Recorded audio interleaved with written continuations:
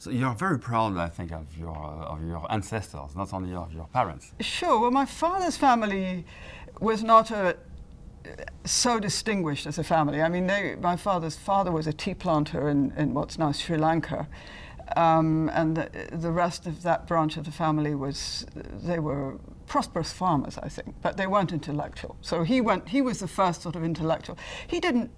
He never saw his family. He was very separated. So I had an aunt that I met twice in my life or something. My mother, though, was a completely different story. She comes from she grew up in London, but her family, through her mother's line and father's line, the Pember Reeves, which he was well known. He was I have the copyright for the poems of William Pember Reeves. I think he was a politician in New Zealand, and my great-grandmother was one of the people involved in getting women the vote in the New Zealand Parliament in something like 1894, and that was the first place that women had to vote, actually. So they had come from a long, distinguished sort of, they were interested in politics, socialist politics. When they came to London, they were members of the Fabian Society, knew Beatrice Webb, Sidney Webb. My grandmother was a member of the Young Fabians, and then had this affair with H.G. Wells, which was really, at the time, was a big scandal, and it meant H.G. Wells had to leave the Fabian Society. You know, when I tell people about it now, they just think, it was a love affair.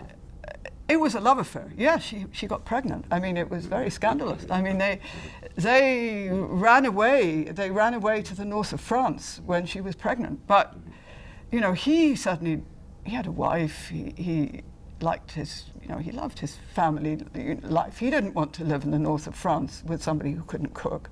And my grandmother didn't want to cook, you know.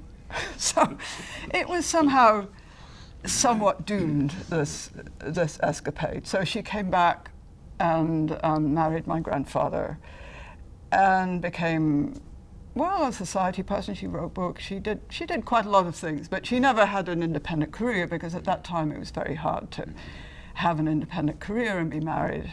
She was a very distinguished person, but I always felt never quite made as much of her life as she could have. But I have her name, so I always identified with her. My mother had great admiration for her and was completely uncritical about this business about her running away with H.G. Wells. I mean, that clearly was the sort of highest aspiration for a young woman. That was one of the models I had for what, if you wanted to be a young woman that people would pay attention to, you had to do something like that.